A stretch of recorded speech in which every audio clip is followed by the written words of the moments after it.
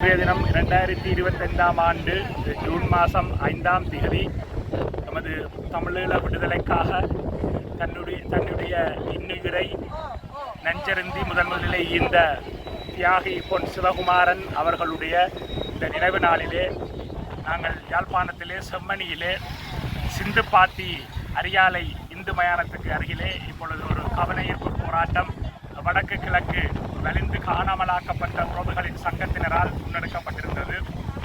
அண்மையிலே நல்லூர் பிரதேச சபை உத்தியோகத்தர்கள் சிந்துப்பாத்தி இந்து மயானத்திலே சில அகழ்வு வேலைகளை செய்யும் பொழுது மனித எலும்புக்கூடுகளையும் மண்டையோடுகளையும் அவர்கள் கண்டறிந்தார்கள்.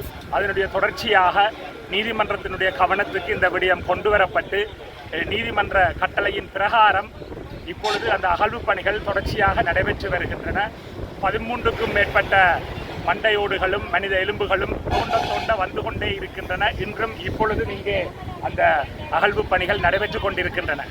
இந்த அகழ்வு பணிகளை பொறுத்தவரையிலே எங்களுக்கு ஸ்ரீலங்கா அரசிலே நம்பிக்கை இல்லை. வெள்ளளவும் அவர்கள் நீதியான முதத்திலே செயற்படவில்லை என்பதுதான் கடந்த 75 வருடங்களாக எங்களுடைய இனம் சார்ந்து நாங்கள் பார்க்கும் பொழுது தெரிய வருகின்ற உண்மை. அந்த அடிப்படையிலே நாங்கள் சர்வதேச சமூகத்திடம் விடுக்கின்ற வேண்டுகோள், சர்வதேச சிறப்பு தேர்ச்சி வார்ந்தவர்கள் இந்த அகழ்வு பணிகளிலே சர்வதேச கண்காணிப்புகளை ஏனைய நாடுகளிலே மேற்கொண்டவர்களை சர்வதேச சமூகமாக சர்வதேச அமைப்புகளும் ஐநா சபை உள்ளிட்ட சர்வதேச அமைப்புகளும் சர்வதேச சமூகமும் இங்கே அவர்களை கொண்டு வர வேண்டும். அவர்கள் வந்து இங்கே பார்க்க வேண்டும். இந்த இடங்களை நேரிலே பார்த்து தாங்களும் இவற்றை கண்காணித்துக் கொண்டிருக்கின்றோம்.